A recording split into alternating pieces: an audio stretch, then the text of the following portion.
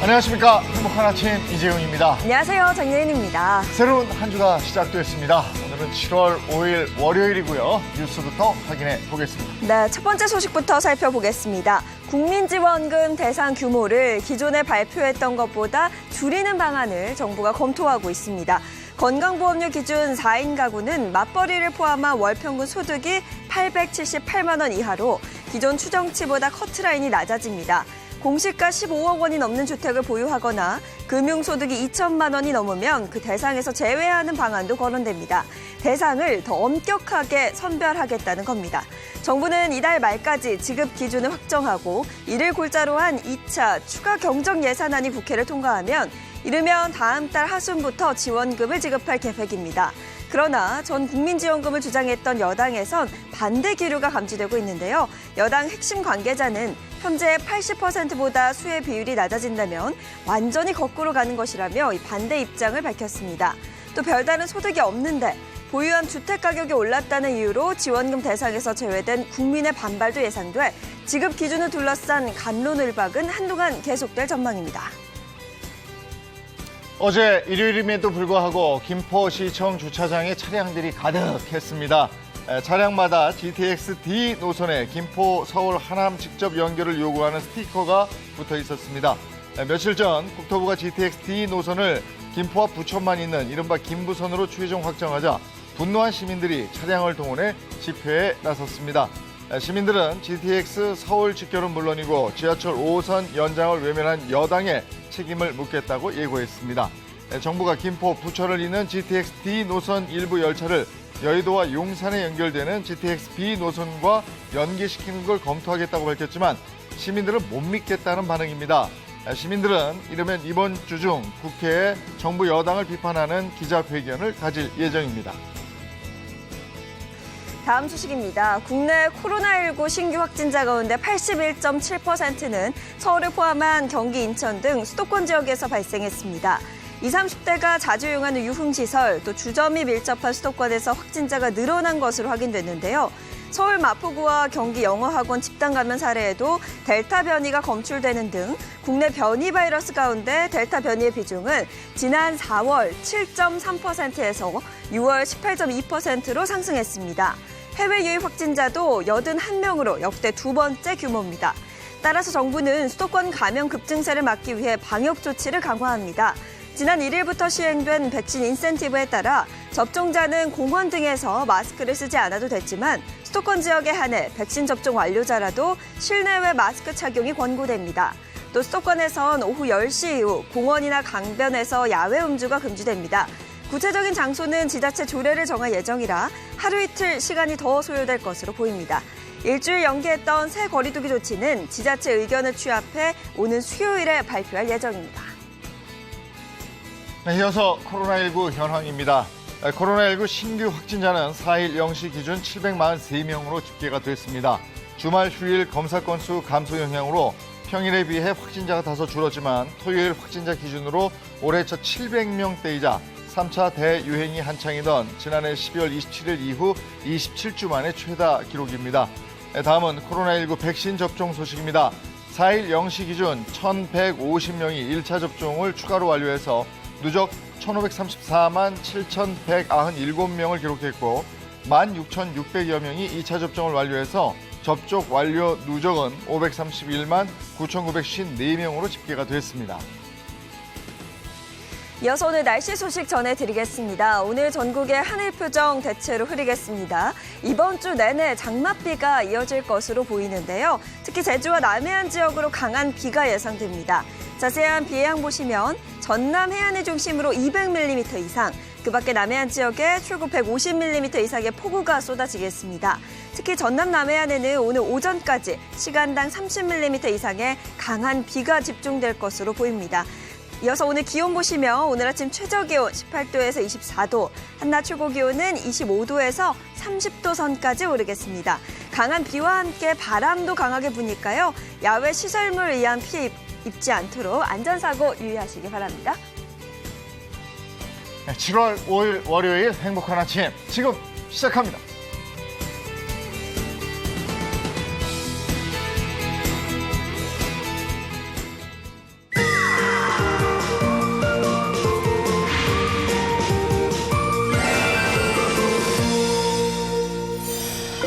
전 세계 기후, 기상 이변 이런 얘기 나올 때마다 기후 온난화 얘기를 안 할 수가 없습니다. 네. 이 문제는 뭐 어제 오늘의 일이 아니었고 모두가 심각하게 느끼고 있는 거죠. 그래서 우리나라는 물론이고 세계 각국이 2050년까지 탄소 중립을 이루겠다 이런 목표를 세웠습니다. 네, 탄소 중립 기사에서도 많이 접하셨을 텐데요. 이게 정확히 무엇인지 또 이걸 실현하기 위해서 개인과 기업은 어떤 노력을 해야 되는지 알아봤습니다. 함께 보시죠.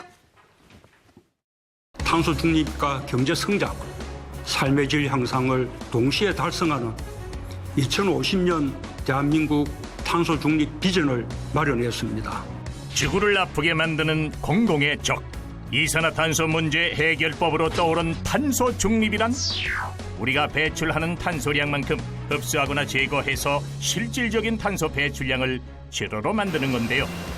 그렇다면 탄소 중립 실천을 위해 우리는 어떻게 해야 할지, 또 주목받는 기술엔 어떤 게 있는지까지 알아봅니다. 먼저 생활 속에서 탄소 배출량을 줄일 방법을 알려주겠다는 분을 만났는데요. 안녕하세요. 안녕하세요. 자칭 환경지킴이 손선아씨입니다. 탄소를 줄이는 방법을 알고 있다고요? 매일매일 35kg씩 감량하면 돼요. 매일 35kg씩 감량한다? 아니 그러니까 다이어트를 하면 탄소 배출량을 줄일 수 있다고요? 일단 따라가 봅시다. 안녕하세요. 아이고. 고맙습니다. 고맙습니다. 네. 여기 뭐로 오시나요? 네. 중고로 청바지 샀어요. 다이어트 하신다고 했죠? 자전거 탔잖아요. 거기서 35kg이나 감량했는데요. 이게 시방부한 소리요? 이게 탄소 다이어트라는 건데요. 제가 자전거를 타고 중고 거래를 한 게 쉽게 일상생활에서 탄소를 줄일 수 있는 방법들이에요. 그러니까 청바지를 중고로 사면 33kg의 탄소를 줄일 수 있다고요? 자전거를 타면 10km당 2.4kg의 탄소를 줄일 수 있다는 것. 또 종이컵 대신 텀블러 사용을 모바일 영수증을 받는 것만으로 탄소를 줄일 수 있다니 오늘부터 탄소 다이어트에 도전해보세요. 한편 힘들이지 않고 지구를 지키고 있다는 분을 만났는데요. 안녕하세요, 사장님. 안녕하세요. 네, 손 씻게 네. 환경을 지킬 수 있는 방법이 있다고 찾아왔어요. 그러세요? 그러면 저를 한번 따라와 보세요. 옥상에 그 답이 있다는데 환경을 지킬 수 있는 방법이 바로 이거예요. 눈치채셨나요? 태양광은 탄소를 줄이는데 없어서는 안 될 신재생 에너지인데요. 300와트급 태양광 발전 설비의 경우 월 평균 약 29kWh의 전력을 생산할 수 있는데 한 가구당 소나무 2.5그루를 심는 효과가 있답니다. 전기세가 전체적으로 이 건물에 한해서는 100만 원 안 쓴 이렇게 계속 써요. 그랬는데 태광 이거 설치를 한 뒤로는 저희가 사용하는 게 30만 원 선에서 이렇게 왔다 갔다 하더라고요. 그러는데 엄청 절감이 되는 거죠. 이처럼 최근에는 태양광 모듈을 적용한 다양한 솔루션이 실생활에서 자주 접하는 공간에서 활약을 펼치며 주목받고 있는데요. 국내 태양광 업계에서도 연구개발에 박차를 가하고 있답니다. 오묘한 색이 매력적인 이 외벽이 태양광 모듈이란 사실 믿어지시나요? 이게 대체 뭡니까 이게? 이 제품 같은 경우에는 저희가 이번에 개발한 건물 일체형 태양광 모듈 시스템이고요. 기존의 태양광 모듈하고 건축의 그 커튼홀 시스템을 통합시키는 그런 시스템입니다. 친밀성을 개선하기 위해서 저희가 색상을 좀 구현을 했고요. 그럼으로써 저희가 도심에 적극적으로 좀 적용할 수 있는 그런 모델입니다. 투박한 이미지에서 탈피한 신세대 태양광 기술. 별도의 설치 공간이 필요하지 않고 태양광 모듈 자체를 건축자재로 활용할 수 있어 효율적이라지요. 제일 거부감을 많이 드시는 게 기존 태양광 모듈의 그 실버의 그 와이어가 보이는 거를 되게 일반인들이 안 좋아하셨거든요. 그 부분을 저희가 좀 감추고 건물의 이제 디자인적 요소를 좀 더 개선하기 위해서 색상을 구현한 겁니다. 여기서 끝이 아니다. 한층 더 업그레이드된 태양광 발전 시스템도 개발했다는데요. 스마트 팩토리에서 한치 오차 없이 태양광 모듈을 제작하는 로봇들. 혹시 지금 만들고 있는 거요? 에? 아, 여기 스마트 팩토리 안에는 없고요. 청주에 가면 볼 수 있어요. 일단 알려준 곳을 찾아간 제작진. 양파 수확이 한창인 농가였는데요. 사장님, 여기 특이한 태양광 발전 설비가 있다고 하던데요. 예, 특이한 발전소요? 저 위에 있잖아요. 양파밭 위를 수놓은 태양광 모듈들이 바로 그 주인공. 그런데 모양새가 좀 특이합니다. 사장님, 보니까 일반적인 태양광하고 좀 다른 것 같아요. 예, 일반 태양광은 완전히 다르죠. 일반 태양광은 이제 광발전만 하는데 목적으로 다 쓰고 있지만 저희들은 하부에는 농작물을 그대로 재배를 농민들이 하고 그러고 위해서는 광발전을 할 수 있는 그런 시설이 돼 있어서 일석이조가 될 수 있습니다. 일명 영농형 태양광 발전 설비. 양면에서 빛을 흡수할 수 있는 태양광 모듈을 적용해 전기 생산량을 최대로 끌어올린 것이 특징. 설치를 해보시고 실제로 이제 전기료 절감도 있었나요? 아이, 그러면 전기료 절감 어마어마하죠. 한 달에 보통 평균 겨울에는 100만 원도 더 나오고 여름에도 한 50만 원 나오거든요. 지금 뭐 여기 전기료 거의 안 나오죠. 금액적으로 여기서는 한 50만 원 정도 평균 세이브가 된다고 봐도 돼요. 양면 발전 태양광 모듈은 맞춤형 설계로 농작물 수확량을 일정하게 유지할 수 있고 전기료 절감에 환경까지 지키는 효자랍니다. 발전 가능성 역시 무궁무진한 양면 발전 태양광 모듈.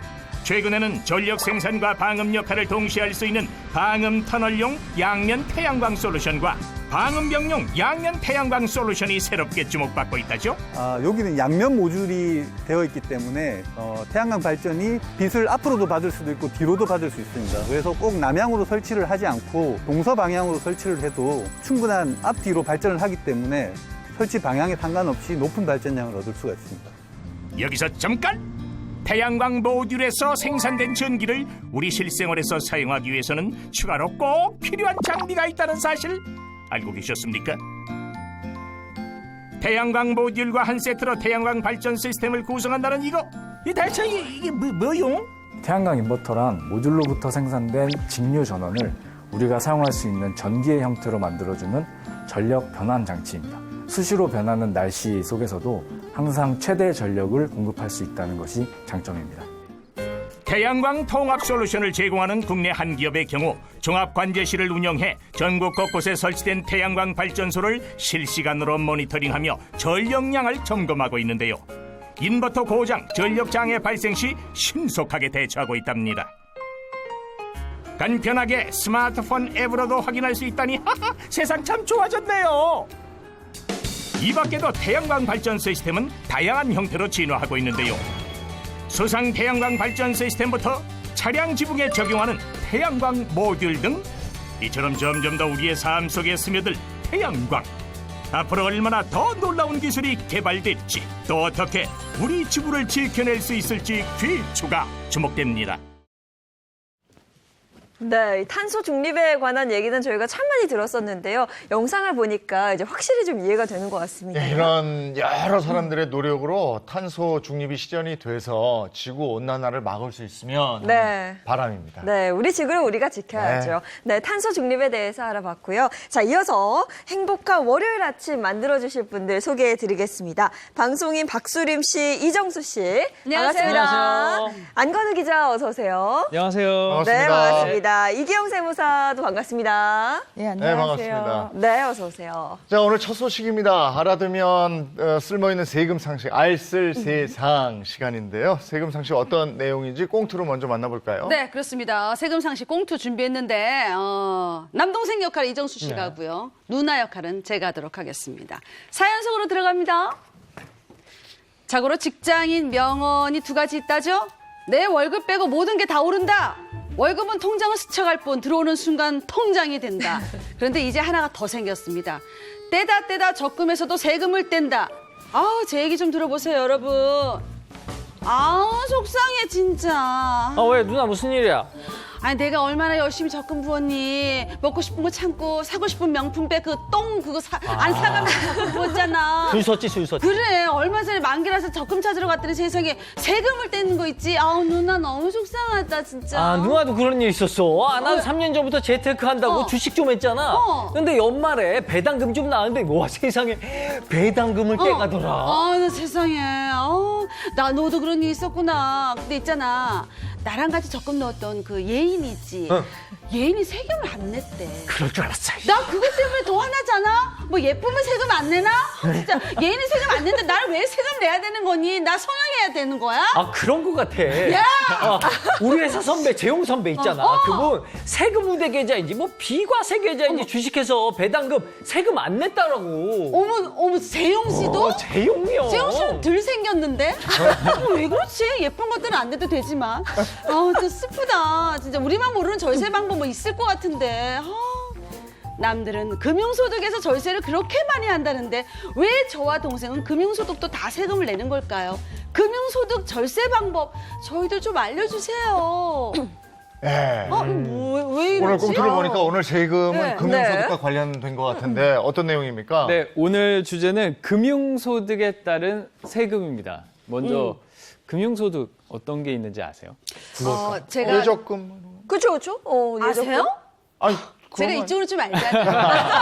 적금 뭐 저기 이런 거 알잖아. 금융소득인 적금에 붙는 이자 있잖아요. 그거 금융소득에 들어가요. 맞습니다.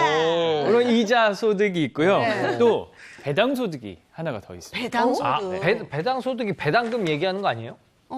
배당금? 어디서 배당을 받아요? 네, 그렇습니다. 예, 기업에서 매년 발생하는 당기순이익을 모았다가 그중 일부를 주주들에게 주는 것이 배당금입니다. 예, 좀 더 쉽게 설명을 드리자면 내가 주식을 구매하는 건요. 한마디로 회사에 투자를 하는 겁니다. 예, 만약에 내가 투자한 회사의 주식 지분이 1%이고 그 회사에서 약 1억 원의 당기순이익을 모았고 그 이익 중 절반인 5천만 원을 주주들에게 준다고 가정을 했을 때 제가 받는 소득은 5천만 원의 1%인 50만 원이 되는 것입니다. 즉, 이 50만 원을 배당소득이라고 합니다. 그래서 적금 들 때 뭐 이자율도 중요하겠지만 세금도 중요하다 이런 얘기 하잖아요. 맞아요. 근데 금융소득의 세율은 어느 정도나 되는 거예요? 네네. 금융소득 세금은요, 일반적인 이자소득과 배당소득 세율이 같은데요. 먼저 이자소득세율은 예금이나 이 적금 등 금융기관에 맡긴 금액에서 생긴 이자의 15.4%를 세금으로 납부하셔야 합니다. 이자의 15.4%를 네. 세금으로 납부한다고요? 네. 좀 많다. 그렇죠. 예. 예. 그런데 이 금융기관에서 받은 이자 말고 타인한테 돈을 빌려주고 받은 이자의 경우는 이자 금액의 27.5%를 세금으로 납부하십니다. 예. 꽤 크네. 맞아요. 커요. 예. 이 27.5%의 세금에 해당하는 이자는 이 은행과 같이 금융업으로 설정되어 있지 않은 금융업 외의 일반적인 회사나 개인에게 자금을 대여하고 받는 이자에 대한 것입니다. 이를 전문 용어로 비영업 대금의 이익이라고 합니다. 즉 금융업의 경우는 이자 수익이 주된 사업소득으로 운영되는 회사이지만 금융업이 아닌 회사나 개인의 경우는 주된 소득이 따로 있고 이 이자 수익은 부수적인 소득으로 발생하는 회사나 개인인 것으로 쉽게 판단하실 수 있습니다. 금융소득에 그 세금을 뗀다는 거 체감 못하는 이유가 적금 1,000만 원짜리 부었어요. 적금 찾으러 가면 1,000만 원 안 주잖아. 네. 세금 제하고 주잖아요. 네네. 이렇게 금융소득에 대한 세금 이렇게 먼저 제하고 주는 거예요? 네, 수림 씨 말씀처럼 이 금융소득의 경우에는 이 금융소득을 지급하는 기관이 국내 회사일 경우 지급을 받는 법인이나 개인에게 지급하여야 할 이자에서 세금을 공제하고 지급을 하게 되어 있습니다. 예, 그리고 나서 이 해당 세금을 지급받는 상대방을 대신해서 이 세금 신고 납부를 해주게 돼 있습니다. 예, 이것을 바로 원천징수라고 하는데요. 원천징수. 네. 좀 더 말을 이어가자면 개인의 금융소득은 종합과세와 분리과세로 나눌 수가 있습니다. 이자소득이 연간 2천만 원 이하일 경우에는 분리과세로 해당이 되는데요. 이럴 경우에는 원천징수를 함과 동시에 이자소득에 대한 납세 의무가 모두 종결이 됩니다. 그럼 2천만 원이 넘을 때는 세금 걷는 방식이 다르네요. 네, 맞습니다. 이자소득이 만약에 연간 2천만 원을 초과할 때는 금융소득 종합과세라는 대상이 돼서 일반 이자소득세율보다 좀 높은 세율이 과세될 수 있습니다. 여기서 금융소득 종합과세라는 것은 금융소득, 그러니까 이자소득과 배당소득, 이 개인의 다른 소득과 합산을 해서 높은 비율의 세금을 매기는 제도라고 생각하시면 됩니다. 예, 이는 이 개인에게만 해당은 되는 거고요. 법인은 해당되지 않습니다. 개인만. 그러니까 이게 금융소득과 뭐 부동산 소득, 근로소득 같은 다른 소득을 다 합쳐서 합산을 해서 높은 비율의 세금을 매긴다 이런 얘기네요. 네, 맞습니다. 예. 쉽게 말해서 분리과세보다 종합과세 대상이 같거나 혹은 더 많은 세금을 내게 됩니다. 그리고 이 근로소득만 있으신 분들은 금융소득 종합과세 대상이 되시면 이 종합소득세 신고도 해야 하는 번거로움이 있습니다. 그렇기 때문에 웬만하면 금융소득 종합과세 대상이 되지 않도록 유의해야 합니다. 이자를 15.4% 낸다는 건 되게 많이 내는 것 같거든요. 그럼 얼마나 세금을 더 내야 되는 건지 좀 구체적으로 설명 좀 해주세요. 그래서 여기서 이제 퀴즈 시간이 퀴즈 좋아. 네, 돈으로 계산해서 말씀을 해드려야 네. 좀 쉽게 이해를 하시더라고요. 네. 만약에 제가 이자율 2%인 네. 1억 원짜리 예금을 1년간 은행에 맡긴다면 연 이자 소득 200만 원이 되겠죠? 네. 그럼 이 200만 원의 이자 소득의 15.4%의 세금을 제외한 나머지, 그러니까 세금은 얼마가 될까요? 띠 정답. 200만 원에 15.4%면은 30만 8천 원. 아니, 암사망이세요? 암사망. 네. 말로. 작가님 계산하셨구나, 작가님이. 네, 작가님이 암산왕인 것 같습니다. 200만 원 이자로 받았는데 그중에 30만 8천 원을 세금으로 납부하니까 실수령 금액이 169만 2천 원이 되겠죠. 저는 15.4% 들었을 때도 꽤 많다 싶었는데 금액으로 환산을 하니까 더 크게 느껴져요. 맞아. 이게 정말 이 세금이 만만치 않은 건데 다들 그래서 비과세 하면서 비과세 찾았던 거네요. 예, 맞습니다. 이 금융소득의 절세 방법은 비과세 상품을 잘 선택하시는 게 중요한데요. 이 비과세 금융상품 중 좀 먼저 서둘러야 하는 가입 상품이 있습니다. 이 바로 청년 우대형 주택 청약 종합 저축 상품입니다. 은행과는 상관이 없는 것입니다. 네. 이 상품의 경우 500만 원 한도로 이자 소득세가 비과세가 되는 상품이기 때문에 반드시 가입을 하셨으면 하고요. 네. 대신 올해까지 가입한 경우에 한해서만 이 혜택이 적용이 되니까요. 서두르시는 게 좋을 것 같습니다. 이 세금 혜택 이런 게 뭐 언제까지 가입 뭐 이런 게 많더라고요. 맞아요. 또 나이에 따른 것도 있죠. 예, 그렇습니다. 이 65세 이상의 거주자 등이 비과세 종합저축의 이자 배당 소득에 대해서도 비과세 혜택을 주는 게 있는데요. 이 저축원금이 5천만 원 이하에 한해서 이 상품은 내년까지 가입한 경우에 한해서 내년까지 좁게. 언제까지 이런 게 많아요. 네. 또 핫한 거. 네. ISA 엄청 많이 들어오는 ISA. 이게 개인 종합 자산 관리 계좌거든요. 이게 ISA에서 발생되는 이자 배당 소득의 비과세 한도 금액이 400만 원이나 200만 원으로 한도를 초과한다고 하더라도 9.9%의 무조건 저율 분리과세로 과세가 된다고 하거든요. 꼭 알아가셔야 할 것 같습니다. ISA 이거 혜택 주는 기한 요것도 따로 있을 것 같아요. 당연히 있습니다. ISA 역시 올해 가입분에 한해서 혜택을 적용을 합니다. 그 밖에도 농어가 목돈 마련 저축이나 뭐 출자금에 대한 배당 소득이나 또 장기 보유 우리 사주라고 있어요. 그러니까 우리 회사 주식을 이렇게 장기 한 6, 7년 이상 보유하는 그런 경우, 이런 경우에 배당 소득도 비과세 상품입니다. 하지만 이 중에는 이제 소득 요건이 있는 상품도 있거든요. 네. 그래서 자세한 상품 상담은 해당 금융기관에서 꼼꼼하게 알아보시고 또 하시는 게 좋을 것 같아요. 이게 기간, 나이 뭐 이런 게 여러 가지 있으니까 모르겠어 하고 주식하다 다 망하고. 맞아요. 알겠습니다. 오늘 금융소득 거기에 따른 세금에 대해서 알아봤습니다. 고맙습니다. 고맙습니다. 감사합니다.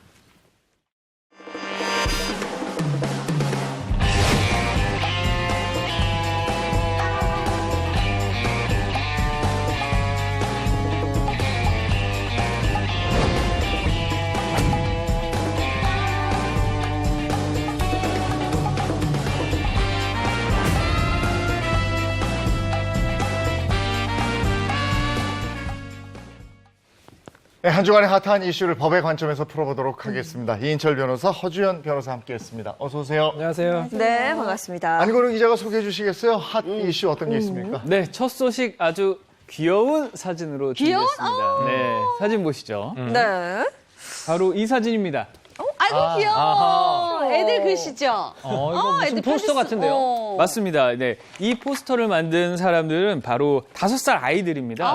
한 유치원에서 만든 포스터인데요. 네. 삐뚤빼뚤한 글씨 정말 귀엽죠. 놀이터에서 놀아도 될까요? 이런 거. 바로 그게 제목이었어요. 네. 저희도 놀이터에서 놀아도 되나요?가 제목이었는데요. 내용을 보면 안녕하세요. 저희는 유치원 어린이에요. 우리 반 친구가 살고 있는 아파트가 궁금해서 놀러 가고 싶어요. 친구와 함께 귀여워. 놀이터에서 놀아도 될까요? 라고 글을 쓰고 아래 아이고, 어서 삐뚤하게 놀아. 만들어놨어요. 그렇죠. 뭐 지금 그림이며 삐뚤빼뚤한 글씨하면 너무 귀여워서 너무 그럼. 그냥 당연히 오라고 했을 것 같은데요. 네. 포스터 상단에는 또 유치원 교사가 쓴 것으로 보이는 글도 네. 있습니다. 네, 유치원에서 마을에 대해 배우고 있습니다. 가능하면 6월 23일 오전 10시 반부터 11시 반까지 이용을 할 예정입니다. 라고 네. 적혀 있고요. 하단에는 21일에 이 포스터를 수거할 예정이다. 이런 문구도 같이 그런 것까지. 적혀 있었습니다. 아이고 귀여워. 뭐 친구네 집 놀이터 놀러 가는데 저런 것까지는 해야 되나 싶기도 하지만 그래도 또 찬성에 많은 스티커가 붙어 있으니까 네네. 그 좋네요. 예. 네. 눈으로 귀엽잖아요. 봐도 찬성이 정말 예, 많잖아요. 예. 네. 네. 압도적으로 찬성이 많았습니다. 네, 이 게시물이 처음 온라인에 올라왔을 때만 해도 누리꾼들도 당연히 우리 비슷한 반응이었어요. 정말 귀엽다, 또 사랑스럽다. 훈훈하다, 사랑스럽다. 네, 그리고 재밌게 놀고 갔으면 좋겠다라는 이런 훈훈한 반응들이 줄을 이었는데요. 네. 그런데 다음 사진이 문제였습니다. 다음 뭔데? 사진 보시죠. 어머! 뭐야? 이 찢은 거예요? 애들 만든 포스터를 찢었어. 아니 앞서 얘기했듯이 수거 예정일까지 적혀 있었잖아요. 그렇죠. 그 왜 찢었죠, 근데? 누가 찢었지? 바로 이 훈훈한 마음을 그냥 한순간에 짓밟아버리는 사건이었습니다. 네, 21일 온라인 커뮤니티에 올라온 사진인데요. 네. 이 유치원생들이 만든 포스터를 찢어버린 사진과 함께 오늘도 잃어버린 인류애라는 제목으로 예. 글이 올라왔습니다. 진짜 잃어버린 인류애네요. 이거 뭐 애들이 1시간만 놀다 가겠다고 했는데 굳이 저럴 필요가 있었나 싶기도 하고 그 애들이 마을을 배우겠다는 목적이었는데 꼭 굳이 저런 결과물을 보여줘. 맞아요. 네. 그래서 참 누리꾼들도 시끌시끌했습니다. 먼저 누리꾼의 다른 반응부터 한번 보겠습니다. 누리꾼 의견 보시죠. 네. 자, 댓글을 보겠습니다. 아이들이 찬반 투표를 한 것도 상처받을 수 있지만 양해를 구한 건데 저렇게 찢어버리다니 나쁘다. 또 아이들 노는 모습 이쁘고 사랑스럽던데 그런 모습조차 양해를 구해야 할 만큼 사회가 이상하게 흘러간다. 이런 안타까운 의견이 있는 반면에 또 네네. 반대 의견도 있었어요. 그럴 수 있겠죠. 있을 수 있죠. 네. 솔직히 주민 입장에선 짜증나지. 감성적으로 다가가기만 해선 안 됨. 그리고 다른 동네 아이들이 다쳤을 때 문제 해결이 복잡해질 것. 이렇게 또 글이 올라왔습니다. 그러니까 놀이터에서 아이들이 우르르 놀다가 뭐 다칠 수도 있고 시설물에 또 뭐 이렇게 문제가 생길 수도 있고 그건 이해가 돼요. 근데 선생님과 함께 하는 거고 1시간 놀겠다 한 건데 그렇게 찢어버리는 거 그건 좀 아닌 것 같아요. 뭐 각자의 입장이라는 게 있겠지만은 뭐 이렇게 마을 배우기의 일환이었는데 그렇죠. 마을을 조금 안 좋게 배우게 됐네요. 맞아. 그래서 그런 걸까요? 이 마을 배우기의 일환이었다는 이 기획 자체를 또 문제 삼은 누리꾼들도 있었습니다. 그 누리꾼의 댓글도 함께 보시겠습니다. 네.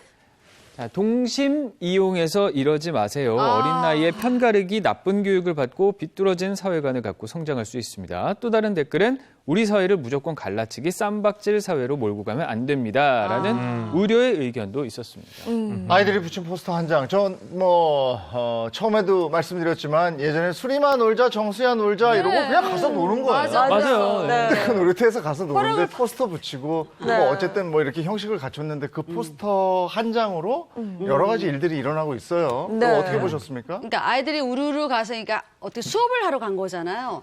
근데 그 전에 유치원 선생님이 아파트 관리소 가서 얘기를 하거나 그럼 또 아파트 관리 차원에서는 의견을 들어봤을 거 아니에요, 주민들한테. 그럼 반대가 나오면 이래서 반대가 나오니까 안 되겠습니다 하고 유치원 측에다 얘기를 해야 되는데 그렇게 찢어버리고 이거는 아이들 마음을 찢는 거나 마찬가지거든요. 네. 방법이 잘못됐다 생각이 들어요. 저도 여기에 굉장히 공감하는데 굳이 포스터까지 찢었냐 그러니까요. 뭐 이런 그런 생각을 듯이. 하고 있습니다. 네. 맞아요. 이게 또 지나친 이기주의 아닌가 이런 생각이 드는데요. 네.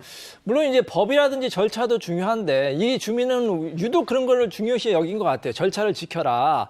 근데 막상 이 주민이 절차를 지키지 않았습니다. 아. 이 포스터를 찢는 거 있잖아요. 네. 법적으로 손괴죄가 됩니다. 형사처벌을 받아요. 그걸 수거하려면 또 정당한 절차를 거쳐서 수거해야 되거든요. 막상 본인은 법과 절차를 지키지 않으면서 이렇게 어린아이에게만 이렇게 막 강조한다는 것은 제가 앞뒤가 안 맞는다고 생각이 듭니다. 그래. 저도 같은 생각인 게 우리 어렸을 때는 막 이 아파트 저 아파트 가서 놀고 그랬었는데 맞아요. 정말 세상이 팍팍해진 것 같아요. 근데 이게 아까 변호사님께서도 말씀하셨지만 절차를 지켜서 항의를 해야지 이렇게 찢어버렸다 그러면 애들 마음은 진짜 어떡하나요. 너무 팍팍한 것 같습니다. 사실 말씀하신 대로 이 스티커 붙이면 되는데 그 스티커 붙이는 거 그렇게 어려운 거 아니잖아요. 그런 식으로 의견 표시할 수 있는데 이게 좀 과격하게 의견을 표시하는 거 아닌가 하는 그런 우려가 드네요. 근데 앞서 그 포스터에 찬반 안에 그 스티커가 찬성 쪽에 많이 붙어 있었잖아요. 그러니까 예, 이 포스터를 찢는 이 마음은 아파트 주민 전체의 마음은 절대 아니라는 거죠. 그러니까 그 아파트 주민 전체를 싸잡아서 비난하는 건 아닌 것 같고요. 포스터를 찢은 분은 사람이 좀 그건 몇 분 안 될 것 같아요. 자, 이쯤 하겠습니다. 네. 두 번째 핫 이슈는 뭐죠? 네, 이 시기에 단골로 나오는 이슈입니다. 바로 제철 핫 이슈입니다. 제철 제철 과일도 아니고. 제철, 네, 제철 그 꽃게는 아닌데 뭐죠? 정말 궁금하시죠? 네. 그 제철 원재 제가 사진으로 또 준비했습니다. 사진 보시죠. 예쁘다. 붉은 꽃. 역시 꽃을 좋아하시는군요. 확실히 꽃이 예뻐. 이 매번 그 사건 사고만 나오다 이렇게 꽃 나오니까 오늘 좀 아름다운 소식을 전해주실 거거든요. 아니 근데 저기 양귀비 꽃인 것 같은데. 아, 그래요? 역시 우리 이재용 아나운서께서 건강이나 뭐 이런 나이대가 식물에 관심 많으시다 그렇구나. 보니까 확실히 아세요. 예, 양귀비꽃 맞습니다. 양귀비꽃은 함부로 재배하면 안 되는 거 아닌가요? 그렇게 알고 있는데. 그리고 마약의 원료죠. 그러니까. 예. 그래서 이게 함부로 재배하면 안 되는 꽃이긴 하거든요. 근데 지난달 4일이었습니다. 구로구의 한 지구대 경찰관들이 지구대 이제 국기가 이제 청사에 꽂혀 있잖아요. 그래서 그걸 점검하러 옥상에 올라갔더니 그 반대편에서 놀라운 광경을 목격을 한 거예요. 그럼 누가 지구대 옥상에다 옥상에서 심었다고 저거를? 양귀비꽃을 지구대 재배? 설마? 지구대 옥상에 심었으면 경찰 큰일 날 일이죠. 예, 그거는 아니었고요.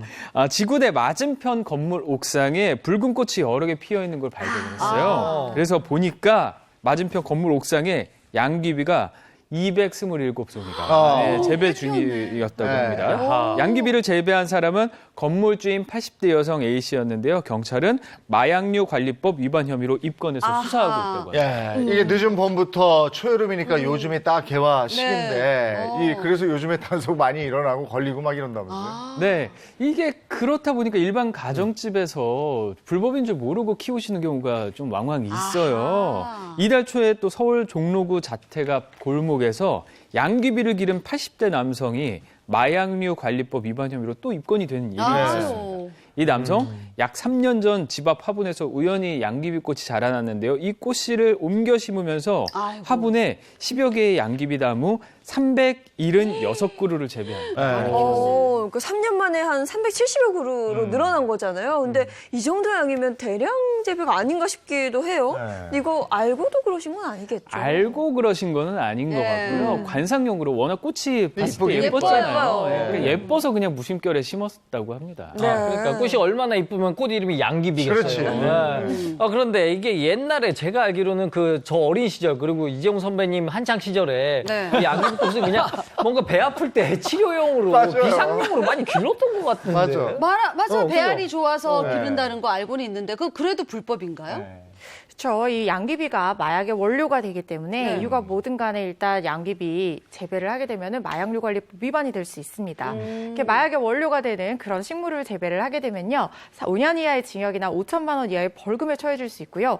이것 예쁘다고 잘못 길렀다가 자칫 마약 사범이 되는 경우가 있으니까 정말 주의하셔야 돼요. 근데 기사들 많이 보셨을 것 같아요. 매년 이맘때 보면 이 양귀비 재배 단속하기도 하는데 매년 그 양이 늘어나고 있다고 하고요. 또 단속에 걸린 연령층이 대부분 60대 이상이라고 들었습니다. 실제 통계가 있어요. 검찰에서 발간한 2020년 마약류 범죄 백서를 좀 봤어요. 그랬더니 지난해 적발된 마약 사범이 총 2,198명이었는데 이 중에서 70.5% 그러니까 1,550명이 60세 이상 노년층으로 전체 3분의 2가 넘는 수치였습니다. 진짜 압도적인 비율로 60대 이상 노인층이 많네요. 네.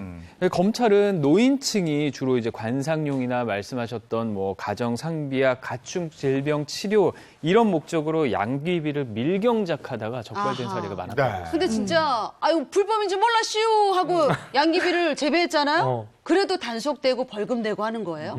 여러분 요즘에 뉴스에서 가장 많이 듣는 말이 있어요. 네. 법 적용에 예외 없다. 많이 들으셨죠? 맞아요. 이게 이제 농촌에서 뭐 가정용 상비약으로 쓴다고 이제 많이 키웠는데 이 노인분들이 사실 법을 모를 수가 있어요. 그리고 알아도 모른다고 할 수가 있고. 근데 생각해보세요. 여러분이 이런 이제 불법적인 일을 했을 때 많은 사람이 나 몰랐습니다. 그럼 그런 사람도 처벌 안 하면 어떻게 되겠습니까? 그래서 이런 말이 있거든요. 법의 무지는 용서받지 않는다. 법을 아셔야 돼요. 법을 몰랐다고 해서 봐주지 않거든요. 여러분 텃밭에 혹시 양귀비 자라고 있으면 바로 뽑으셔야 돼요. 진짜 공부할 게 너무 많은 세상이에요, 정말. 그런데 양귀비가 처벌이 안 되는 그런 양귀비도 있다고? 그래서 요거는 좀 공부를 하셔야 됩니다. 네, 관상용을. 같은 양귀비지만 관상용 양귀비를 키운다면 크게 문제가 되지 않는데요. 육안으로 구분이 가능합니다. 관상용 양귀비, 그러니까 개양귀비라고 부르거든요. 줄기에 솜털이 많아요. 딱 보기에도 좀 차이가 나죠. 네, 솜털이 많고 촉감이 까끌까끌하거든요. 반면에 마양용 양귀비는 줄기에 털이 없고 매끈하고 열매와 꽃도 차이가 보시는 것처럼 큽니다. 약간 마약같이 생겼네. 맞아요. 개양귀비 열매는 작은 도토리 모양인데 마양용은 열매가 엄청 크고 동그랗습니다. 그리고 꽃은 개양귀비는 검은 반점이 없지만 마양용에는 검은 반점이 있으니까요. 확실하게 구별이 가능하거든요. 그 양귀비 줄기에 솜털이 있는지 없는지, 그다음에 꽃잎에 검은 점이 있는지 없는지 그 확인 똑 하고 길러야겠네요. 그렇습니다. 네. 혹시 우리 집에서 기르는 꽃이 관상용인지 마양용인지 헷갈리신다면 그럼요. 반드시 지금 보신 사진 확인하시고 뽑으셔야겠습니다. 뽑을 거. 확실히 아셔야 되겠네요. 괜히 예쁘다고 기르다가 마약 사범될 수 있으니까 그럼요. 확실히 좀 알 필요가 있겠습니다. 자, 이번에는 우리 주위에 일어나는 사건, 사고를 법의 관점으로 들여다보도록 하겠습니다. 그 법이 알고 싶다.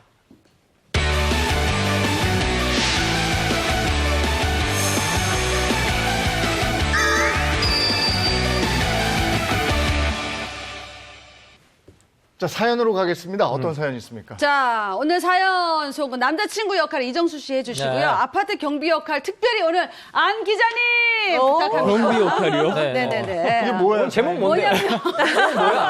뭐가 이럴 땐 죄인데. 너무 급해가지고. 죄송합니다. 먼저 시작해서. 먼저 시작할 땐 죄. 죄. 그렇지. 그것도 죄가 돼. 이럴 땐 죄. 뭐가 죄일까? 한번 보겠습니다. 일단 정답은 사랑. 사랑도 죄가 되나요? 자, 사랑 이럴 땐 죄.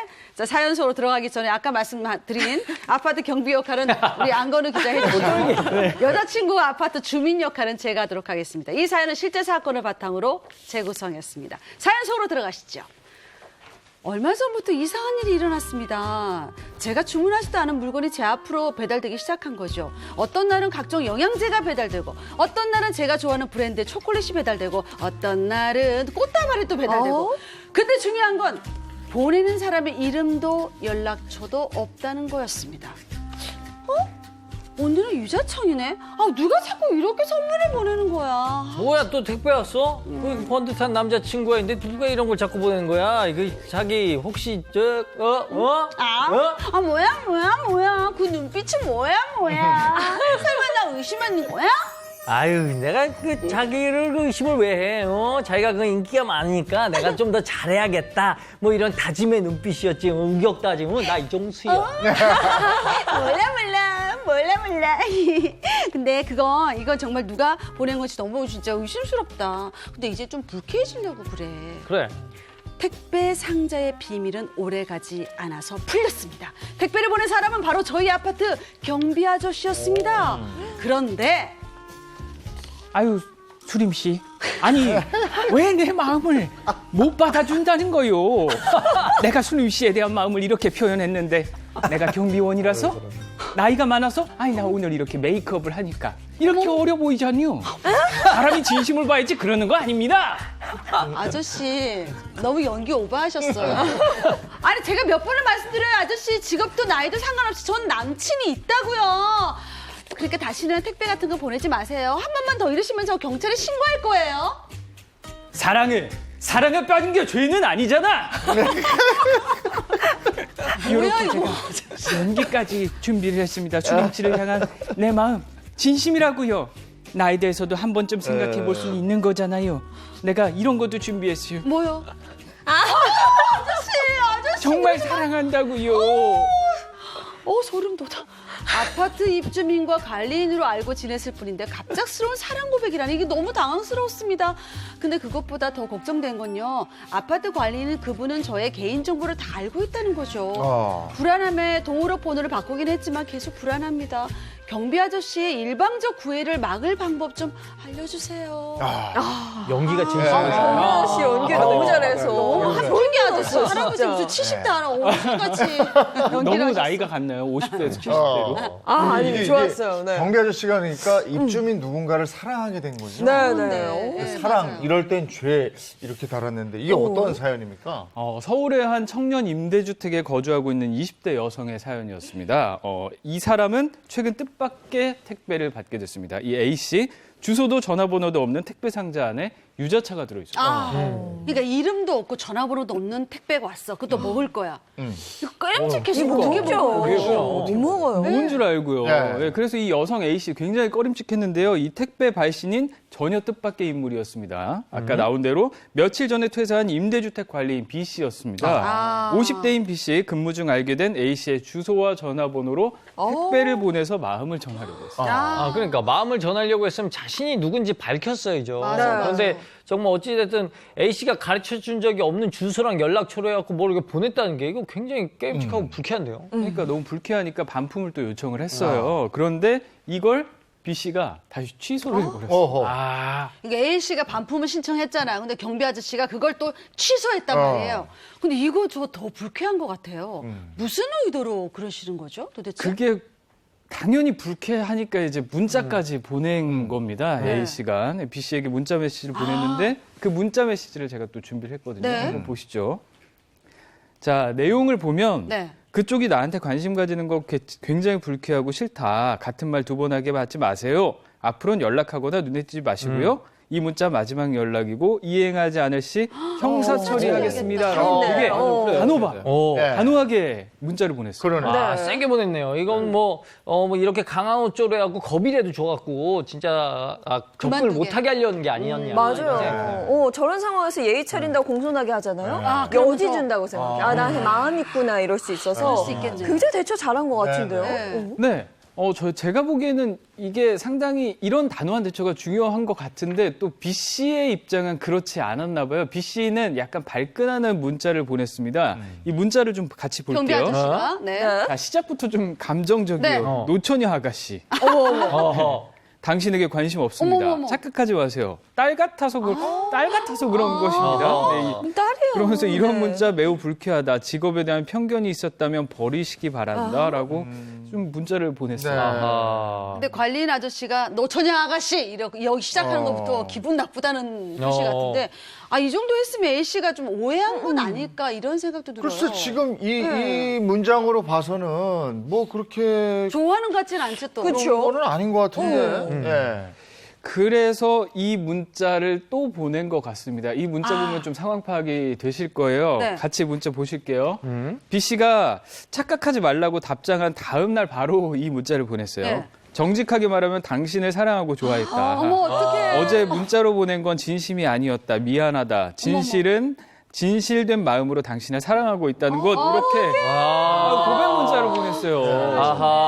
야 이거 사랑에 나이도 없고 국경도 없는데 이 상황 좀 무서운데요. 무섭죠. 이게 여자 혼자 살고 있잖아요. 근데 전화번호 알아. 집도 알아. 그렇지. 너무 무서워. 근데 그냥 오고 가면서 인사할 정도였는데 사랑한다고 또 50대 아저씨가 갑자기 탁 내뱉으면 소름 돋죠. 그쵸. 갑자기 쳐들어올까 무섭기도 겁이 하고. 날 수밖에 없는 상황인데 앞서 문자 그 마지막 부분에 제가 보니까 이런 게 있었거든요. 나는 스토커하는 그런 사람 아니다. 이런 멘트가 있었는데 이거는 엄연한 스토킹 아닌가요? 스토킹하면서 본인이 스토커라고 인정한 사람 한 명도 없어요. 다 좋아서 하는 거라 그러지. 네. 예전에 이런 사건이 있었는데 한 20대 여성이 있었는데 굉장히 미인이에요. 근데 이 여성을 따라 따라다니는 남성이 있었습니다. 그러니까 처음에는 뭐 그냥 하지 마라. 근데 이 남성이 무려 3년간이나 이 여성을 쫓아다닌 겁니다. 그러니까 이 여성이 전화번호도 바꿨는데도 어떻게 알고 또 전화하고. 맞아. 심지어는 이사 갔는데도 계속해서 문 앞에서 기다리는 겁니다. 집착이야. 그러니까 이 여성이 도저히 안 되겠다 해서 이제 경찰에 신고하고 법적으로 소송을 하니까 그다음부터 멈췄거든요. 이게 법적으로 강력하게 나가야 됩니다. 상대방이 싫다고 의사표시를 밝혔는데도 불구하고 계속적으로 따라다닌다든지 아니 문자한다든지 연락하는 거 모두 다 스토킹 행위가 해당할 수가 있습니다. 아니 스토킹 처벌법이 강화되긴 했습니다만 계속 늘어나는 추세인 것 같고 네. 피해 대상 범위도 전에는 젊은 여성이었다면 이제 더 확대됐다면서요? 맞아요. 이게 특정 연령이나 특정 성별만 스토킹 범죄의 피해자가 되라는 법은 없죠. 실제로 노년층에서도 이 스토킹 범죄 행위가 늘어나고 있는 추세라고 하는데 이런 사례가 있었어요. 77살의 할아버지가 60대 할머니를 스토킹을 한 거예요. 이 60대 할머니가 이제 시장에서 행상을 하는 분이었는데 마음대로 안 되니까 찾아가서 좌판을 뒤엎고 행패까지 부렸던 겁니다. 할머니가 이제 도저히 못 참아서 유부남 할아버지였거든요. 그래서 그 할아버지의 아내한테 당신 남편이 더 이상 여기 못 오게 해달라 이렇게 부탁까지 하고 또 경찰에 신고도 했는데요.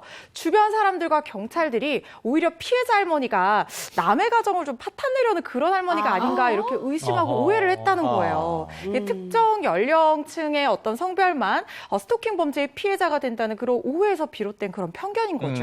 그러니까 누군가를 좋아하는 마음은 죄가 아니잖아요. 드라마 속 대사처럼 누구 사랑에 빠진다는 건 그건 죄가 아니에요. 근데 이 경비 아저씨의 이 사랑하는 이 방법은 좀 잘못된 것 같아요. 이건 좀 죄가 될 것 같아요. 그러니까 이제 스토킹을 하려면 이 상대방이 어디 사는지 또 전화번호가 뭔지 알아야 되잖아요.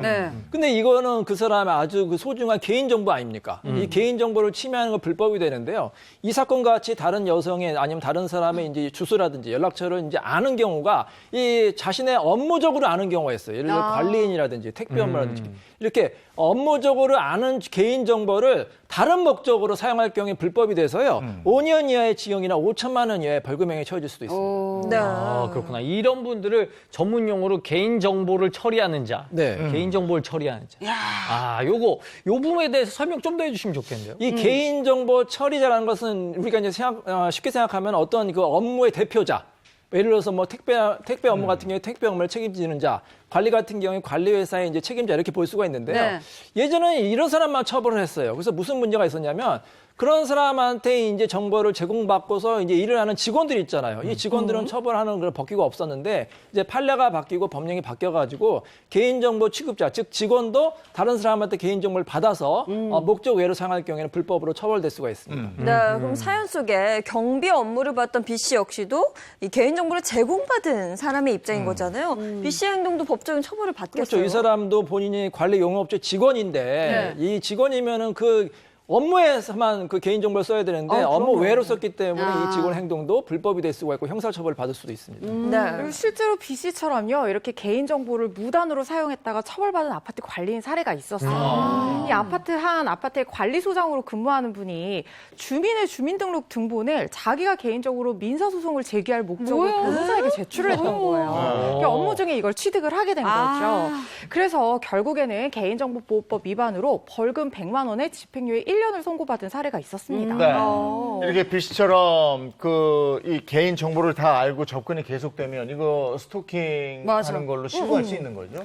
그게 사실은 얼마 전까지만 해도 이런 스토킹 행위, 구애 행위를 처벌하는 근거 규정이 좀 명확하지가 않았어요. 그나마 있었던 게 이제 경범죄 처벌법상의 지속적 괴롭힘 행위에 해당된다 요걸 봐서 이 규정을 적용해서 처벌을 했었는데 이게 요건이 있었던 게 같은 행동을 3번 이상 반복을 해야 되고 피해자가 명시적으로 거절 의사를 밝힌 게 입증이 돼야지 처벌을 할 수 있었는데 문제는 처벌도요. 과태료 10만 원이 전부였어요. 그래서 이게 사실 실효성이 좀 없었죠, 그동안은. 근데 최근에 스토킹 처벌이 좀 강력해졌다던데 어느 정도 강력해졌어요? 이제 스토킹으로 행위로 인해서 이제 강력 범죄로 연결되는 그런 사례가 굉장히 많아지면서 이 스토킹 행위도 정말 강하게 처벌해야 된다 이런 여론이 들끓었죠. 그래서 무려 22년, 발의된 지 무려 22년 만에 드디어 스토킹 처벌법이 자리를 잡았습니다. 이 스토킹 처벌법에 따르면 상대의 의사에 반해서 지속적, 반복적으로 집요하게 따라다니거나 접근하는 이런 행위들, 그래서 상대방에게 공포감이나 불안감을 조성하는 행위들을 스토킹 행위라고 규정을 하고 있고요. 스토킹 행위를 하게 되면 3년 이하의 징역이나 3천만 원 이하의 벌금에 처해질 수 있게 됐습니다. 아니 처벌이 강력해져서 좋긴 한데 이건 스토킹을 당한 후의 문제잖아요. 그러니까 예방적 차원에서 뭘 해줄 수 있는 방법은 없을까요? 있어요. 스토킹 범죄가 발생할 수 있는 우려가 있을 경우라거나 뭐 지속적이나 반복적으로 이런 행동이 행해질 우려, 요런 있을 경우라든가 아니면 이 좀 위험한 상황이다 이렇게 판단될 경우에 경찰관이 직권으로요 가해자가 피해자 반경 100m 이내에 접근하지 못하도록 긴급 응급 조치를 취할 수 있다. 이런 내용이 이제 법안에 포함이 됐고요. 이 법 시행은 오는 9월로 예정이 되어 있습니다. 그런데 이 지속적 반복적 행위가 스토킹 행위라고 규정을 명백하게 하고 있기 때문에 아무리 공포감을 조성하는 행위라고 하더라도 일회성 행위는 이 법을 적용을 해서 처벌하기는 좀 어렵다는 한계가 지적이 되고 있습니다. 네, 앞서도 얘기했다시피 요즘은 그 스토킹 대상이요 나이도 상관없고 성별도 전혀 상관이 없어진 것 같아요. 보통 스토킹하면 뭐 이제 남성이 여성을 따라다니는 이렇게 생각하는데 반대의 경우도 많습니다. 여성이 남성을 따라다니는 경우 있고 동성 간에 따라다니는 경우도 있고 나이도 불문하는데 초등학생이 막 싫다고 하는데 계속해서 막 이제 만나자고 하는 경우도 있고요. 또 노인정에서 뭐 할아버지 할머니가 서로 막 싫다고 하는데 이제 집착하거나 따라다니는 경우 있기 때문에 이 스토킹은 나이와 성별을 불문하고 다 처벌될 수가 있습니다. 그거 있었잖아요. 여자가 남자한테 집착해가지고 여자가 청첩장을 몰래 만들어서 SNS에 올렸잖아요. 한 30대 남성 CC가 있었는데 굉장히 이제 미남이에요. 그래서 이제 SNS에 이제 따라다니는 친구도 많고 이제 온라인에서 친구 신청 많이 하잖아요. 근데 어느 날 SNS를 우연히 보다 깜짝 놀랐습니다. 이 여성이 자신과 이 남성과 결혼한다고 청첩장을 SNS에 올린 거예요. 얼마나 놀랐겠습니까? 진짜 저도 굉장히 미남이라서 굉장히 공감이 가요. 여보세요. 그 미남은 달라요. 그 청첩장을 이렇게 SNS에 올려놓으면은 아니 자기도 모르는 결혼식을 갑자기 하게 되는 거 아니에요? 이거 너무 놀랐겠는데요. 너무 황당한 것은 이 남성과 이 여성은 한 번도 만난 적도 없고 아는 사이도 아는 그냥 단순히 온라인 친구였던 거예요. 근데 이 여성이 이 남성을 좋아했던 것 같습니다. 계속해서 몇 달 전부터 한번 만나달라, 연락해달라, 뭐 사랑한다 이렇게 사귀자고 요청을 했는데 이 남성이 이제 별 이제 반응이 없으니까 화가 나서 이제 이런 행동을 한 것 같습니다. 네, 근데 앞서도 얘기했다시피 그 청첩장을 올리면서 CC의 계정을 이렇게 연결을 해놨대요. 그렇게 되면 그 남성 CC와 연결된 SNS 친구들에게 다 공유가 될 수 있는 상황이거든요. 그러니까 주변인들은 아무것도 모르는 사람들이 이 남성이 결혼하는 줄 알았던 거예요. 이 여성과 결혼을 하는구나. 그러니까 이 남성이 이제 해명을 하느냐고 진땀을 뺐고요. 또 심지어 짓궂은 친구 중에 일부는 차라리 그 여성과 만나서 너 지금 결혼 안 했으니까 결혼해라 이렇게 하는 친구도 있어서 더 이제 당황했다고 합니다. 그러니까 스토킹 당하는 사람 입장에서 난 너무 심각해. 근데 주위에서는 아우 인기 좋아서 그래. 배부른 소리 하고 있네. 막 이래버리면 너무 힘들 것 같아요. 그럴 때 진짜 이제 피해자가 외로운 거죠. 너무 답답한 거죠. 이 CC도요 답답한 마음으로 지내다가 결국에 우울증이 왔고 정신과 치료까지 받았다는 거예요. 스토킹 행위요. 하는 사람은 좋아하는 마음에 좋은 뜻에서 그러는 건데 그게 뭐가 나쁘냐 이렇게 가볍게 생각하지만 당하는 사람 입장에서는 정말 엄청난 공포가 될 수 있고요. 정신적 상처도 굉장히 오래가는 명백한 범죄 행위입니다. 근데 이런 범죄 행위의 피해자의 성별이나 뭐 나이가 문제가 되는 건 전혀 아니겠죠. 그렇기 때문에 피해자가 스토킹을 당한다 이렇게 신고를 하면 엄정하게 수사를 해야 됩니다. 우리가 잘못 맹신하는 얘기가 있어요. 10번 찍어 안 넘어가는 사람은 없다. 맞아요. 이제 아니야. 이제 아니야. 스토킹이 될 수 있어요. 이제 스토커가 될 수 있어요. 이거 맹신하시다가는. 그러니까 상대가 노라고 단호하게 아니에요라고 얘기할 때는 그대로 아닌가 보다 해야 됩니다. 10번 찍어요. 옛날 얘기예요. 맞습니다. 자, 다음 두 번째 사연. 자, 두 번째는요. 우리 이것의 책임은 누구? 이것도 뭐 이혼이겠죠. 이것도 사랑 뭐 이런 건가? 파탄 뭐. 그렇지 그런 거겠죠. 문제 만들면 안 되겠다고 다 하네 뭐. 이혼의 책임은 누구? 이혼이군요. 자, 사연 속으로 들어가기 전에 남편 역할은 이재영님 해주시고 이대리 역할은 이정수 씨, 아내 역할은 제가 하도록 하겠습니다. 사연 속으로 들어갑니다. 사내 커플로 만나 결혼한 10년 차 부부입니다. 연애할 때는 성격도 취향도 반대라서 끌렸는데 결혼하고 나니까 이 맞지 않는 성격 때문에 사는 게 고역이더라고요. 그래서 부부싸움이 잦았지만 애들 때문에 참고 살았습니다. 그러던 어느 날 뜻하지 않게 저에게 새로운 사랑이 찾아왔습니다. 이대리 덕분에 요즘 하루하루가 아주 해피해. 이 느낌 얼마만인지. 밖에서도 이렇게 이대리라고 부를 거야, 자기? 어머, 자기. 그 말 너무 오랜만에 들어본다, 자기. 이 부장님 정말 너무하시네. 자기처럼 이렇게 사랑스러운 여자를 외롭게 두고 말이야. 아, 내가 정말 행복하게 해줄 거야, 자기. 자기? 행복한 순간은 찰나였습니다. 저의 외도 사실을 알게 된 남편 때문에 저는 그동안 쌓아온 커리어도 가족도 모두 잃게 됐습니다. 당신 어떻게 이럴 수 있어? 대체 우리 부모님한테 찾아가서 뭐라고 얘기한 거야? 아니 뭘 뭐라고 그래. 사실대로 다 얘기했지. 가정 있는 여자가 같은 부서 직원하고 놀아난다고. 아니 회사에 폭로한 것도 모자라서 우리 부모님한테 얘기하면 어떡해. 당신 때문에 아버지 쓰러지셨다고. 아니 그게 왜 나 때문이냐고. 당신이 바람 피워서 그런 거지. 내 탓하지 마. 저 인간을 내가 사랑했다니 진짜. 당신 용서 못해. 이제 이혼해 우리. 물론 제가 잘못했다는 거 압니다. 근데 남편을 두고 다른 사람과 바람을 피운 건 잘못했죠. 그런데 그 사실을 직장 사람들한테 폭로하는 것도 모자라서 저희 부모님께 폭로한 남편, 전 용서할 수 없습니다. 저희 부부 이혼이 가능할까요? 이거 참. 이거 누가 잘못한 거야? 그러니까요. 복잡하네. 어떻게 된 사연이에요? 아니, 그러니까요. 이거 뭐 누가 더 잘못했나 그런 것 같아요. 부부가 이혼할 때 확실하게 귀책 사유가 있는 사람이 있긴 하죠. 네. 사연은 누가 더 잘못했는지는 여러분께서 판단해 보시면 될 것 같고요. 설명을 좀 드릴게요. 사내 커플이던 A씨와 B씨 2010년에 결혼을 하게 됩니다. 결혼하고 아이를 둘을 낳았고요. 그런데 2014년 봄부터 아내가 좀 봄바람을 맞아서 이상해졌습니다. 외도인 것 같아요. 아내 외도겠죠? 그렇죠. 바로 그렇습니다. 네, 아내 B씨가 이 무렵부터 회사 일을 핑계로 퇴근이 늦어졌고요. 네. 주말에도 일을 해야 한다면서 출근하는 일이 되게 잦아졌다고 합니다. 근데 같은 그 회사에 다니고 있으면 부서가 달라도 어느 정도는 알지 않아요? 대충 얼마나 바쁘고 이런 거? 그렇죠. 그래서 이제 남편은 의심을 했습니다. 아내의 휴대전화를 확인을 했는데요. 휴대전화에는 아내와 한 남성이 주고받은 낯뜨거운 메시지가 있었고요. 또 아내의 불륜을 눈치챈 남편, 아내에게 추궁을 했고요. 아내는 업무상 거래처에서 알게 된 사람이었다. 그리고 외도를 했다. 이런 사실을 인정을 했습니다. 그리고 여기까지 남편에게. 그러니까 들어보면 묻지도 따지지도 말고 그냥 아내가 바람 폈으니까 잘못했어요. 그렇죠. 잘못했죠. 그렇죠. 여기에 이제 아내가 좀 거기까지 했으면 됐는데 좀 문제가 되는 행동을 했어요. 네. 남편의 사무실 출입카드를 훔쳐서 남편 사무실에 들어가서 남편 휴대전화와 컴퓨터에 저장돼 있던 문자 메시지 내용과 메모장 내용 다 삭제했습니다.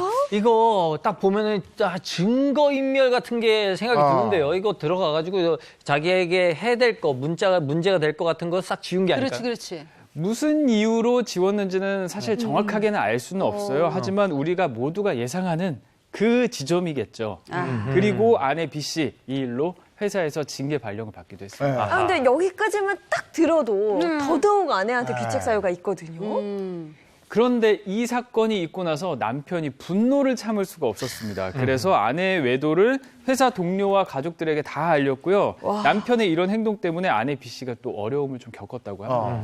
물론 아내가 잘못하긴 했죠. 근데 그걸 회사고 가족들 다 알려버리고 아내를 완전 매장시키려고 한 거잖아요, 남편이. 남편이 또 거기서 멈춘 네. 게 아니에요. 남편은 아내에게 칼을 보여주면서 아내와 불륜남을 어떻게 하겠다 이렇게 또 협박까지 했다고 해요. 아니 배신감과 분노 뭐 참을 수 없는 뭐 이런 거 그렇다고 이게 흉기까지 이건 아니잖아요. 그건 아니죠. 바로 그러니까 이제 두 사람이 크게 다투고 이혼을 하자 이런 얘기가 나오게 된 거죠.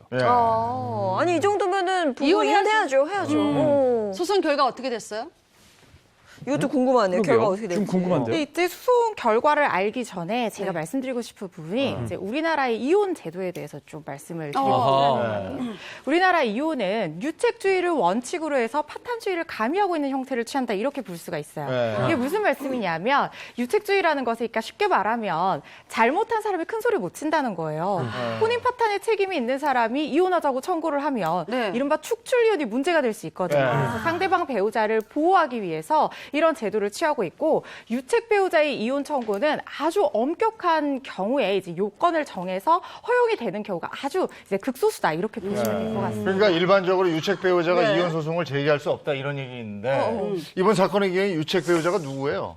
아내가 원인 제공했으니까 아내가 잘못하긴 했죠. 그런데 남편이 뭐 아내 몰래 뭘 보고 알리고 그러니까 아내 완전 매장시키려고 했잖아요. 그러니까 그 둘 다 잘못한 거죠. 어떻게 보면. 칼까지 들이대고 위협하고 이러면 더 잘못한 거죠. 남편분이 그냥 대응이 과하긴 한 것 같은데 뭐 법적으로 보면 제가 이 법을 여기서 많이 접하고 보니까 이 법적으로 보면 유책은 아내에게 있는 게 아니냐. 먼저 시작을 했어요. 먼저 시작했으니까 선빵. 네. 저도 사실 그 선빵을 아내가 날렸다고 생각을 해요. 네. 불륜으로 원인을 제공한 데다가 또 거기서 그냥 잘못을 인정하고 끝났으면 됐는데 약간 도둑질에 준하는 행동까지 한 거죠. 네, 그래서 저는 유책 사유가 있다고 생각해요. 조혁 씨도 아내가 잘못한 거 근데 같아요. 여기서 이혼 소송을 제기한 건 아내잖아요, 그죠? 그 유책 배우자는 이혼 소송 제기하면 안 되는 거라며요. 그렇죠. 근데 이거 어떻게 됐어요, 소송 결과가? 소송 결과는 기각이 됐죠. 그러니까 이 기각이라는 것은 민사소송법상 이 원고의 청구의 내용이 이유 없다라고 판단을 해서 받아들이지 않고 재판을 종료하는 것을 얘기해요. 그러니까 아내의 청구가 받아들여지지 않은 거죠. 그러니까 아내가 유책 배우자이기 때문에 이혼 소송을 제기할 수 없다는 그런 말씀인가요? 그렇죠. 혼인관계에 대한 파탄의 주요한 책임이 아내에게 있기 때문에 이 아내가 제기한 이혼 청구는 받아들일 수 없다라는 게 재판부의 결론이었습니다. 아니 근데 그 유명인 중에서도 유책 배우자여서 이혼하지 못하는 경우가 있지 않아요? 여러분 다 아는 뭐 유명 감독 있지 않습니까? 여배우와 연못을 그쵸. 사랑한다. 예, 근데 이제 부인분께서 이제 가정을 지키겠다, 이혼을 못 해주겠다 해서 결국은 이혼이 기각이 됐죠. 그래서 원칙적으로는 유책 배우자의 이혼처는 기각이 되는데 그렇다고 해서 상대방이 유책 배우자라고 해서 막 마음대로 해도 된다? 이 사건 같이 막 상대방 직장에 찾아가거나 아니면 심지어는 막 상대방 바람 폈다고 막 폭행하는 경우도 있어요. 그런 경우에도 무조건 유책 배우자로 이혼이 안 될까요? 안 되죠. 그건 아니죠. 왜냐하면 아무리 유책 배우자 이혼 청구를 하더라도 예외적으로 이혼이 되는 경우가 있어요. 상대방 배우자도 유책이 있는 경우. 쌍방 유책으로 이혼이 될 수가 있고 또 상대방이 겉으로만 이혼을 안 하겠다고 하는 경우가 있어요. 왜냐하면 상대방이 이혼해가지고 그 여자, 그 남자가 사는 게 싫은 거예요. 그렇죠. 내 눈에 흙이 들어가도 안 한다. 이렇게 오기나 보복적 감정으로 이혼을 안 해주거나 아니면 겉으로는 이혼을 안 하겠다고 하면서 전혀 노력을 하지 않는 경우에 상대방하고 비난만 하고 험담만 하고 그러면 가정을 지키기 위해서 노력을 해야 되는 거 아닙니까? 그래서 정말로 이혼을 이제 기각을 시키려면 본인이 진심으로 가정을 지킨다는 모습을 보여줘야 될 것으로 보입니다. 근데 유책 서로 이쪽에 책임이 있다고 하기 때문에 그렇죠. 진짜 유책 배우자가 누군지 판단해내는 그것도 초기에 좀 힘들 것 같은데. 맞습니다. 그래서 가장 중요한 게 바로 증거예요. 정말로 가정을 지키거나 이혼을 하고 싶다면 상대방의 유책을 인정할 수 있는 증거를 확보하시기 바랍니다. 자, 지금까지 우리 주변에서 일어나는 사건, 사고를 법의 관점에서 풀어봤습니다. 두 분 고맙습니다. 감사합니다. 고맙습니다.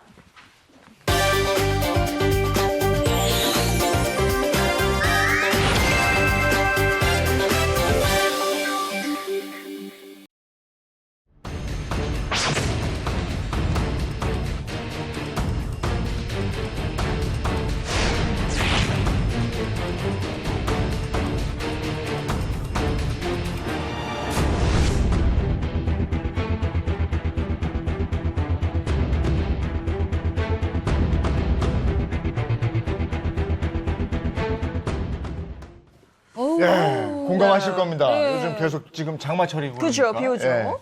안건우 기자 또 이제 자동차 관련 얘기 해야죠. 네, 지난 주말에 비 정말 많이 많이 왔는데. 이제 진짜 장마 시작된 것 같아요. 주말에 전국적으로 폭우가 쏟아졌는데 이것 때문에 좀 크고 작은 교통사고도 좀 발생을 했습니다. 그중에 통근버스가 전도되면서 탑승자 한 명이 좀 안타깝게 숨지는 사고도 발생을 했습니다. 이렇게 빗길 교통사고에서 사실 치사율이 높거든요. 일반 교통사고의 1.6배라고 합니다. 상당히 높은 수치인데 특히 빗물 때문에 도로가 굉장히 미끄럽잖아요. 그래서 안전거리 유지 반드시 하고 감속 운행도 해야 하는데요. 먼저 요것 때문에 아주 아찔했던 영상이 있습니다. 한번 확인해 보시죠. 네. 바로 이 영상입니다. 고속도로입니다. 비가 내리고 어둡다. 있죠. 예. 잘 달리고 있다 갑자기 이게 무슨 일일까요? 여기 졸음운전인가요? 뭐지? 아니 빨리 달린 거죠. 그쵸. 비가 오고 있는데 저렇게 그렇지. 빨리 달리면 이게 저 핸들 조작이라든지 브레이크 밟았을 때 자기 마음대로 안 되거든. 저게. 맞아. 또 비 많이 내리고 어둡잖아요. 네. 감속 운전했어야죠. 그러니까요. 큰일 날 뻔하셨네. 뒤에 뭐 큰 차라도 따라왔으면 그러니까. 어쩔 뻔했어요. 이거 2차 네. 사고로 안 이어진 것만 해도 이게 천만다행이다 싶어요. 근데 딱히 뭐 브레이크를 안 밟은 것 같은데 왜 저렇게 됐을까요? 통제가 안 되는 이게 상황. 확 미끄러진 건가? 저도 가끔 이제 운전하다가 빠르게 달리면은 핸들이 잘 안 움직일 예, 때가 예. 있어요. 제 마음대로. 네. 이 영상에 차량 빗길 미끄러짐 사고, 블랙박스 차량이 살짝 굽어진 커브길에서 브레이크를 밟거나 핸들 조작을 하지 않았는데도 차량이 대각선으로 그냥 날아가 버립니다. 다행히 측면으로 추돌해서 인명피해는 없었다고 하는데요. 다음 영상은 비 오는 날 정말 우리 조상님이 살렸다고 할 정도로 아찔한 영상이에요. 네. 영상으로 확인해 보시죠. 네. 바로 이 영상입니다. 빗물에 도로가 젖은 상태고요. 저녁 네. 시간입니다. 비가 지금 막 오고 있진 않네요. 네, 빗물이 젖어 있어요. 자, 옆에 차량 빠르게 가졌는데 저렇게 돌아버립니다. 드리프트 하는 건가요? 다시 방향을 잡는가 싶더니 차량이 또 돌아버립니다. 그리고 저렇게 멈췄네요. 멈춰버립니다. 와, 하늘이 도왔어. 어떻게 아니 보면. 그래도 다른 차들은 다 지금 피해간 거지, 비껴간 거잖아요. 그러니까요. 그렇죠. 아 그래서 지금 뭐 조상이 도왔다 막 이러는군요. 아유, 이분 평소에 좋은 일 많이 했어. 근데 저거 자칫 잘못했으면 이렇게 한 바퀴 돌았을 때 정면 충돌할 뻔했어요. 당연하죠. 너무 큰일 날 역주행 뻔했죠. 상태가 된 거잖아. 예, 예. 저 상태에서, 저 상태에서 들이받았으면. 그럼. 저희가 약간 커브길 같은데 저기서 약간 감속했어야 되는데 그냥 달린 것 같아요. 네, 근데 지금 사고 영상 보면 전조현상 없이 그냥 그대로 차가 미끄러지거든요. 대처하기 대처할 되게 시간 어렵죠. 없었던 것 맞아요. 같아요. 예. 네. 그런 측면에서 이번 영상은 좀 더 위험합니다. 영상으로 확인하겠습니다. 이건 자, 후방 영상. 영상인데요. 뒤 따라오는 검은 차 봐주시죠? 오. 갑자기 저렇게 미끄러집니다. 아. 피겨 스케이팅인가요? 붕 떴어. 야. 갑자기 그렇죠. 붕 떠서 미끄러집니다. 이게 어떻게? 그런데 쾅 하고 부딪히죠. 어허. 야, 저것도 저 빗물에 젖은 도로에서 컨트롤이 안 된 거잖아요. 맞아. 그죠? 그렇습니다. 네. 장마철에 비가 오거나 빗물에 도로가 젖어 있을 때는 그래서 반드시 20% 속도 감속하셔야 하고요. 폭우가 쏟아질 때는 50%, 그리고 그렇지 않으면 20%는 감속은 꼭 해야 합니다. 그렇지 네. 않으면 큰 사고로 이어집니다. 다음 영상이 바로 폭우가 인해서 도로가 침수된 상황에서의 사고거든요. 네. 영상으로 확인하겠습니다. 자, 바로 이 영상입니다. 비가 비가 오는데 제법 오고 차들이 있어요. 되게 빨리 달리고 있어요. 네. 위험하잖아요. 자, 저렇게 물이 튀고, 자, 뒷차가 야. 어떻게 세상에. 타서 들이받습니다. 그렇게. 완전 물이 완전 이게 고였네. 진짜 자, 저렇게 근데 방금 또 쿵 하는 거 보셨죠? 네.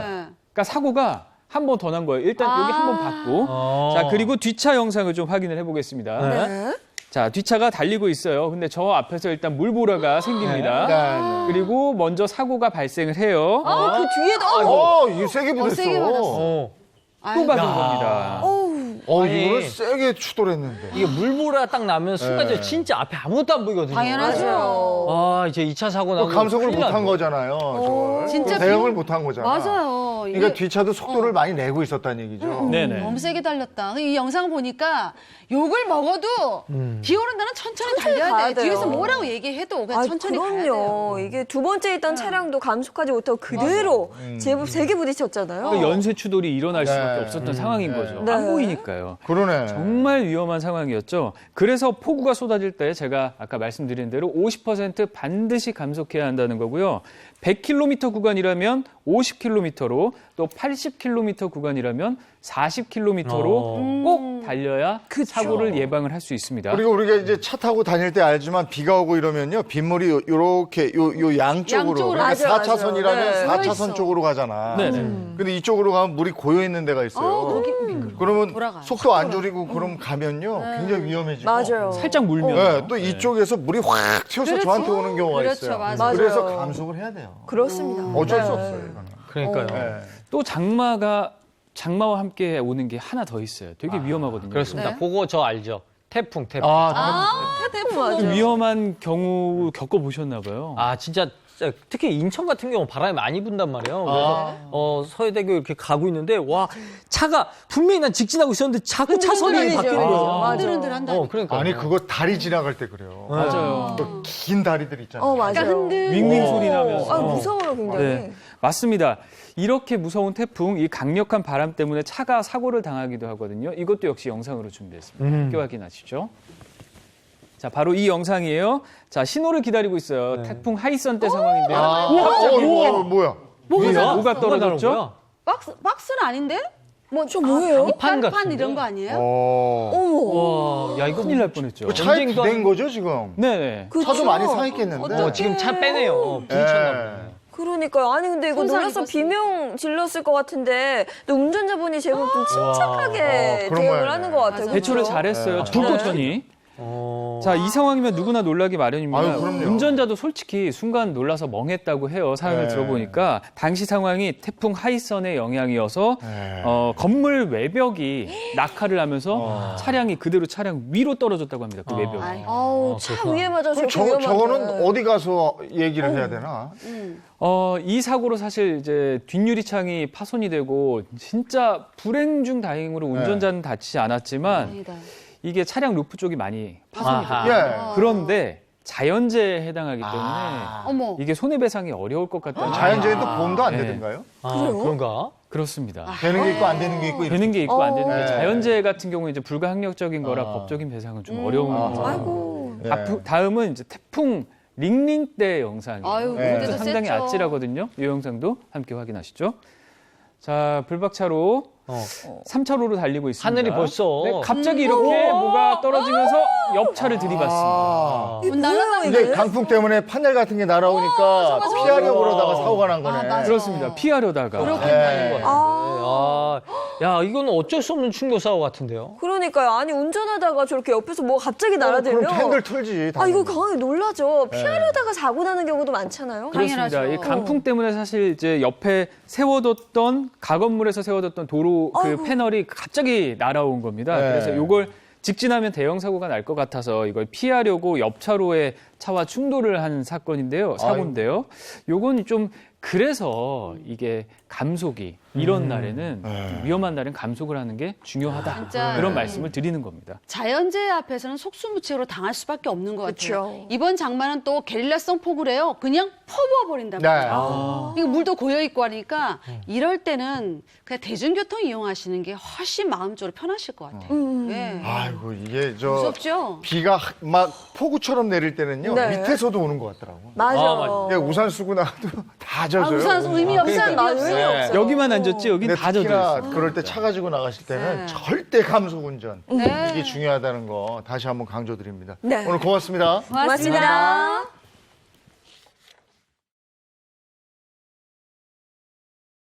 한 주가 시작된 월요일인데 일기예보 보니까 이번 주 내내 비 소식이 있는 거예요. 네, 그렇습니다. 장마 전선의 영향으로 전국적으로 이번 주 내내 비가 내리니까요. 앞서도 말씀드렸다시피 이럴 때일수록 보행자 안전, 교통 안전 주의하시기 바랍니다. 행복한 한 주가 시작되는 월요일입니다. 모두 힘내시고요. 저희는 내일 아침 7시 30분에 돌아오겠습니다. 행복한 아침, 행복한 하루 되십시오. 고맙습니다. 고맙습니다.